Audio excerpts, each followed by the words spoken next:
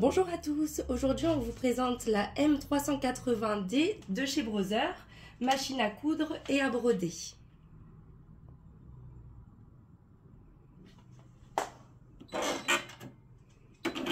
Dans cette vidéo, nous vous montrerons seulement le côté broderie, ce sera une autre vidéo pour le côté couture. En broderie, on va utiliser du fil de canette noir ou du fil de canette blanche en fonction du tissu que vous allez utiliser. Si c'est du tissu clair, vous allez utiliser une canette claire. Si c'est du tissu foncé, vous utiliserez une canette noire. Sauf si le fil du dessus est blanc sur du noir, bien sûr on utilisera une canette blanche. Pour venir installer votre canette, hop, je tire la petite trappe ici. Je viens poser ma canette dans le sens inverse des aiguilles d'une montre, comme indiqué ici. Et je suis le petit chemin jusqu'au bout. Vous avez un petit coupe-fil. Je viens reposer la petite patte plastique. Pour l'enfilage de la machine, je vais venir mettre ma bobine. Hop. Le premier passage, ici, derrière la patte plastique, je descends. Au numéro 3, je remonte, je passe bien de la droite vers la gauche, mon fil vient se placer automatiquement dans le batteur. Je viens ensuite écarter mes mains, tendre mon fil et passer derrière le passage numéro 6, j'accompagne mon fil. Pour pouvoir faire l'enfilage automatique de mon aiguille, je viens baisser le pied presseur. Je vérifie à droite sur mon volant que le repère est bien en haut. Et là, je viens faire l'enfilage pour l'enfilage automatique. Donc, entre les deux pattes métalliques ici, je viens me coincer dans la partie plastique. Je coupe mon fil au 8. Et là, 9 sur le côté. J'appuie. Ça vient faire une boucle à l'arrière de mon aiguille. Je récupère la boucle et mon enfilage est terminé. Si vous souhaitez tout de même faire une canette de la même couleur que le dessus, je vais vous montrer l'enfilage de la canette. Donc le premier passage, c'est le même. Le deuxième derrière la partie plastique. Et là, je vais passer à l'avant de ma patte métallique, puis entre les deux et venir me coincer sous la tension. À la suite, je prends ma canette vide. Je mets le fil de l'intérieur vers l'extérieur sur le petit trou de la canette.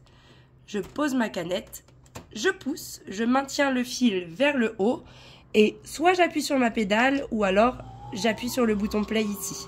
Ma canette s'embobine, je l'arrête en fonction de la quantité de fil que je veux avoir sur ma canette, sinon elle s'arrêtera toute seule. Une fois terminée, je repousse, je coupe mon fil, je récupère ma canette et entre les deux passages ici, vous avez un petit coupe-fil. Nous allons voir comment installer le tissu dans le cadre. Donc vous avez la vis ici pour desserrer la partie du haut. Hop. Je viens dans un premier temps mettre mon stabilisateur. Pour la plupart des tissus, on va utiliser du stabilisateur déchirable. Donc je pose en premier mon stabilisateur, ensuite mon tissu. Hop. Et là, je viens placer le haut du cadre sur le dessous. J'appuie jusqu'à ce que mon cadre se coince dedans. Je viens presserrer pour pas que mon tissu bouge. Et ensuite, je l'enfonce un petit peu de chaque côté. Et ensuite, j'ai besoin d'avoir un bon tambour. Là, vous voyez, le tissu est un petit peu lâche. Alors, délicatement, je viens tirer le tissu à l'intérieur pour avoir quelque chose de lisse. De chaque côté.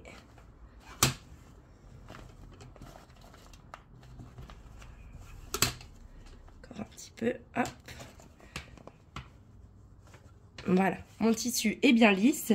Je peux venir resserrer au maximum mon cadre. Attention de ne pas serrer trop fort, vous risqueriez de marquer votre tissu avec le cadre.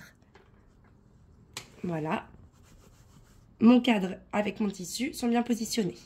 Je viens récupérer ma machine, lever le pied presseur, passer mon tissu ainsi que mon cadre en dessous du pied. Et sur la gauche de notre cadre, on a deux clips. Je viens appuyer à droite et à gauche en même temps pour pouvoir bien se positionner à l'intérieur de l'unité de broderie.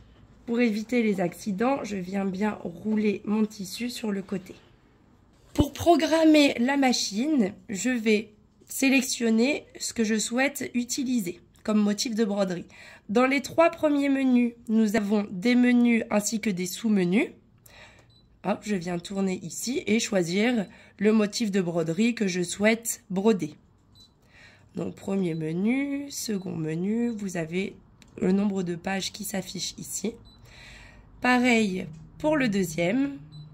Le troisième, sachant que cette machine a la licence Disney, vous avez des motifs Disney déjà intégrés dans la machine.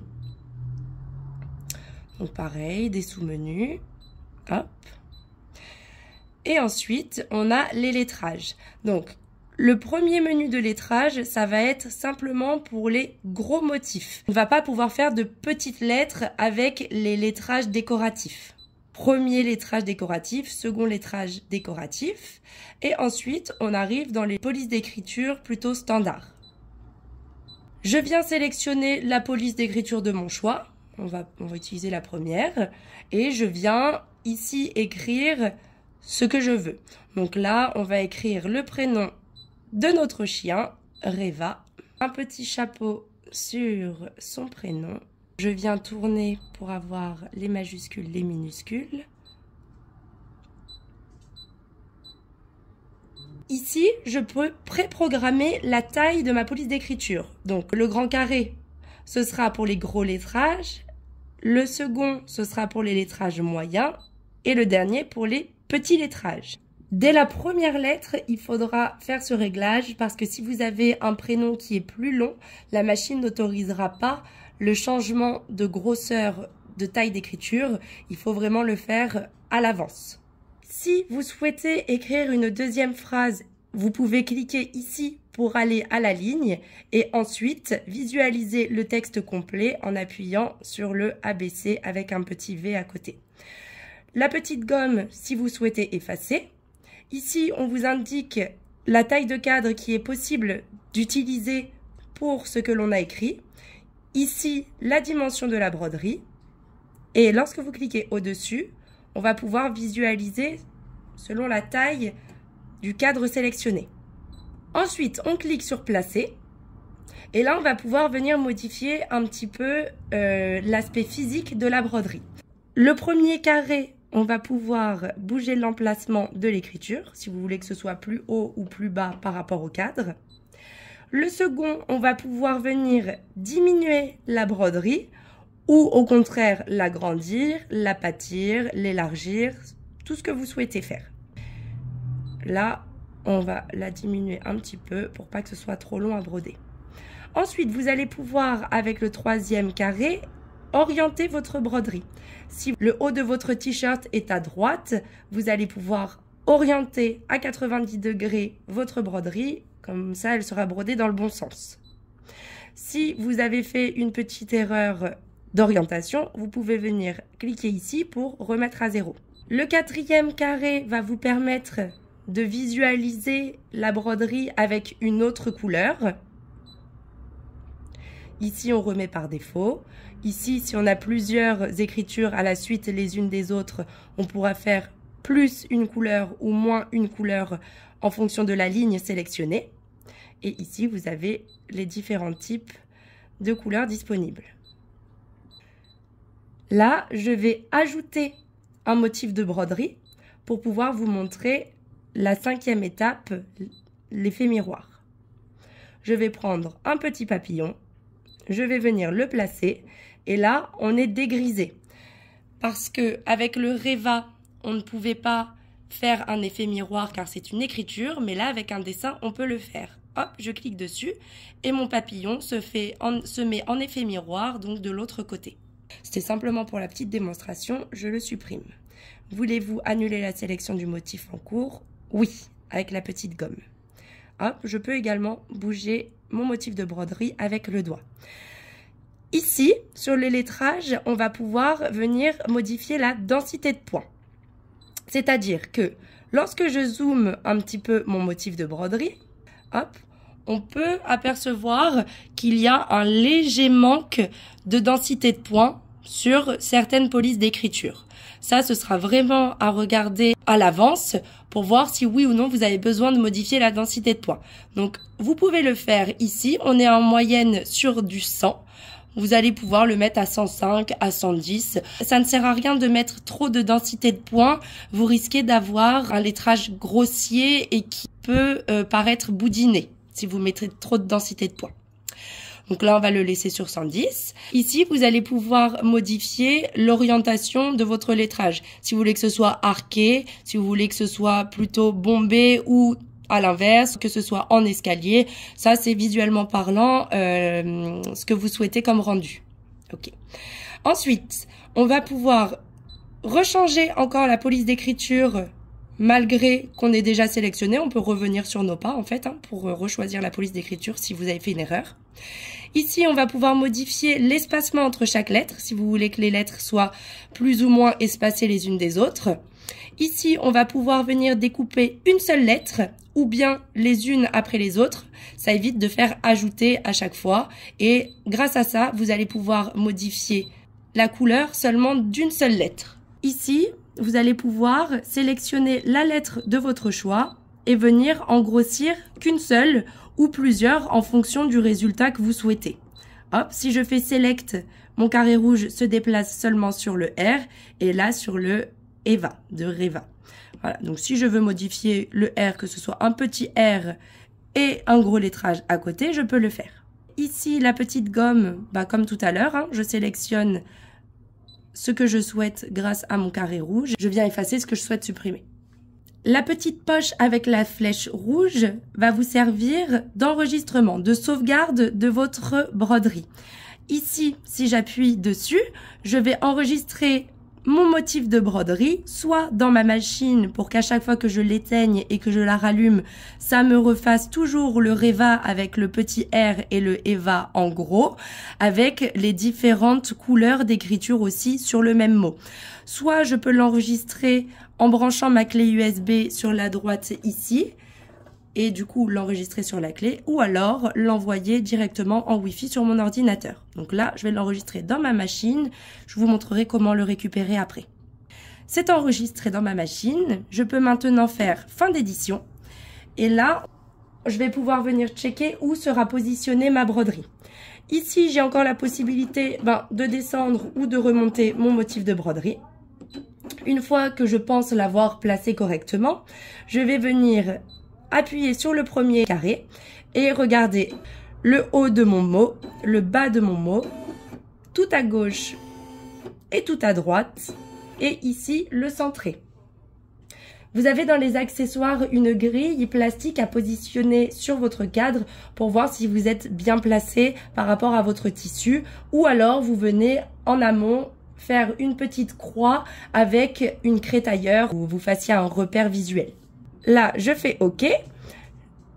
Celui d'à côté, tout simplement, c'est le côté automatique. La machine va faire tout seul le rectangle de la broderie et venir se recentrer.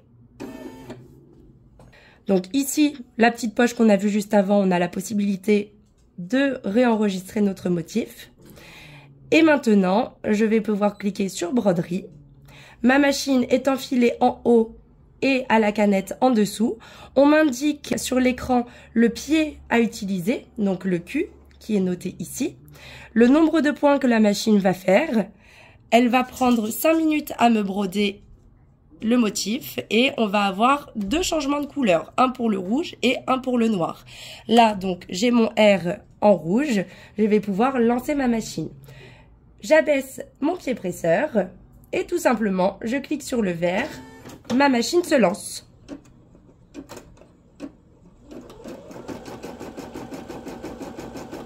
Si vous avez un grand fil au départ de votre broderie, vous pouvez ici lever votre aiguille et avec le petit coupe-fil, récupérer le fil qui vous gêne et le couper.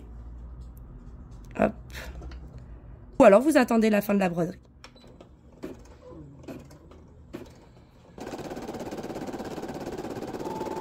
Mon fil casse. Là, mon fil vient de se casser pour multiples raisons. Hop, là, je vais le couper, moi, manuellement ici pour vous donner un exemple. Vous vous dites, mince, mon fil s'est cassé. La machine détecte la casse de fil environ 20 points après avoir cassé le fil. Pour retourner en arrière, je viens sur mon écran ici, moins et plus, je clique dessus et je viens enlever environ 20 points. Ma machine recule de 20 points et elle va broder du coup sur la partie manquante de la broderie. Je fais OK et je peux relancer ma machine.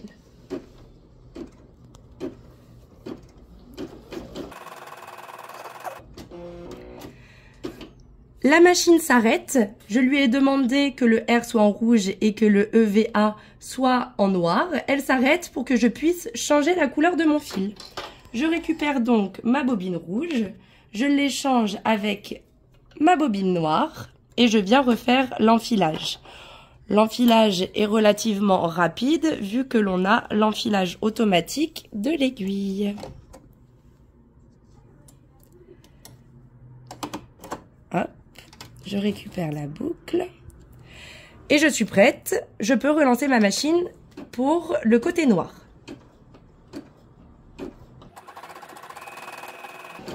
En termes de fil, on va vous recommander le Isacor 40 de chez Amann. C'est un fil 100% polyester, résistant et brillant. Vous ne risquez pas les casses tous les 3-4 points sur votre broderie.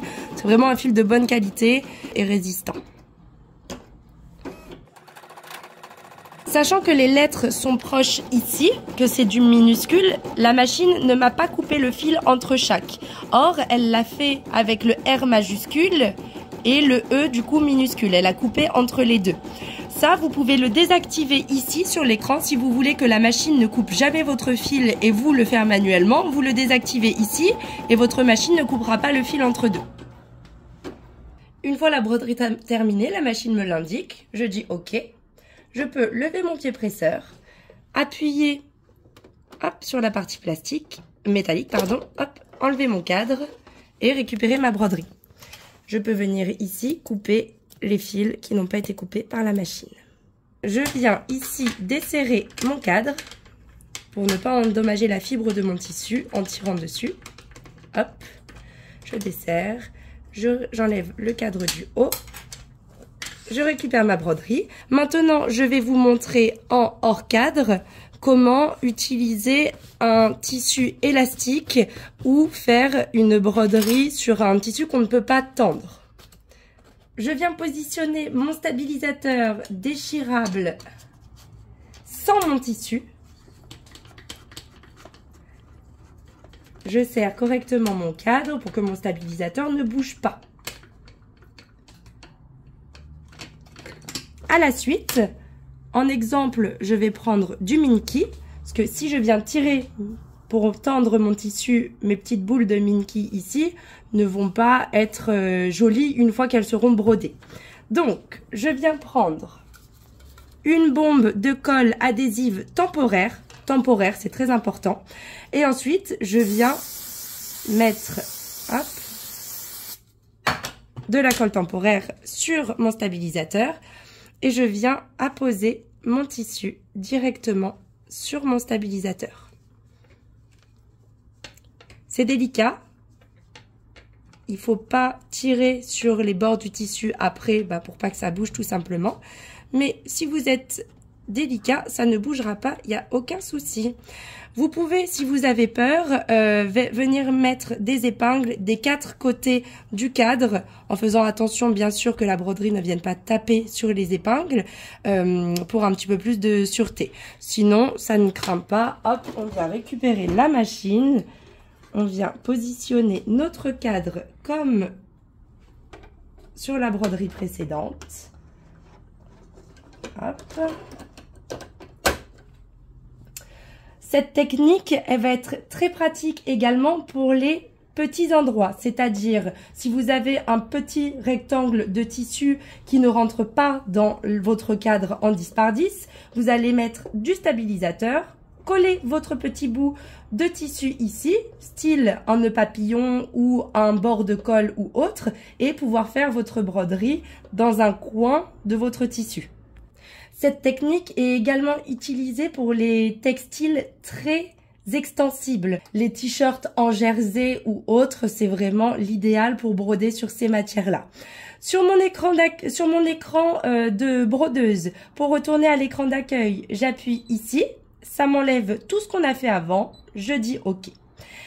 Tout à l'heure, je vous ai montré la petite poche. Donc, si vous voulez retrouver le motif de tout à l'heure, vous venez cliquer sur la poche, sur la machine. Et là, on a le Reva qu'on a brodé tout à l'heure. Là, cette fois-ci, on va faire un petit motif de broderie. Que ce soit un petit peu sympa. J'ai choisi mon motif de broderie. Donc, cette broderie durera 5 minutes et me fera 1993 points. Sur du Minky. C'est un tissu où il y a des petits poils comme ça. Même chose que sur une serviette. On va venir mettre du stabilisateur hydrosoluble sur le dessus, ce qui va maintenir les petits poils du tissu et du coup avoir une broderie beaucoup plus nette. Je ne m'embête pas à mettre le stabilisateur dans mon cadre, je le pose simplement sur la broderie. Je baisse mon pied presseur, je lance ma broderie. Au départ, je maintiens quand même légèrement le stabilisateur hydrosoluble, le temps que ma machine fasse quelques points et que mon stabilisateur se tienne tout seul. La broderie est terminée. Je viens récupérer mon cadre. Hop.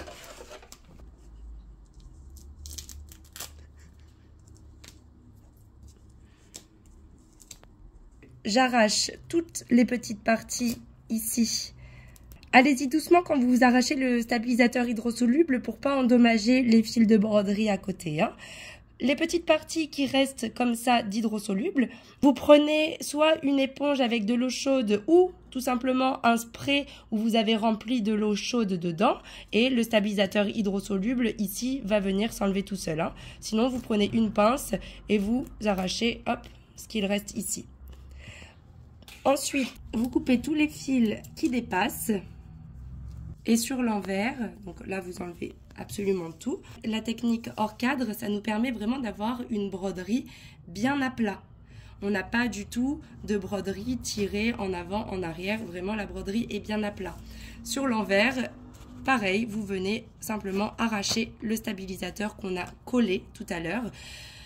Sachant que c'est une bombe de colle temporaire, mon tissu ne colle pas du tout. Voilà, donc c'est important de prendre du temporaire. Vous arrachez tout ce qui dépasse, tout le blanc, en faisant attention à vos fils de couture. Voilà, une fois la broderie terminée, on reconnaît bien le profil de Mini. Vous pouvez retrouver toutes ces machines sur notre site internet www.appacouture.com. On espère que cette vidéo vous aura plu. N'hésitez pas à commenter, à vous abonner et on se dit à très bientôt.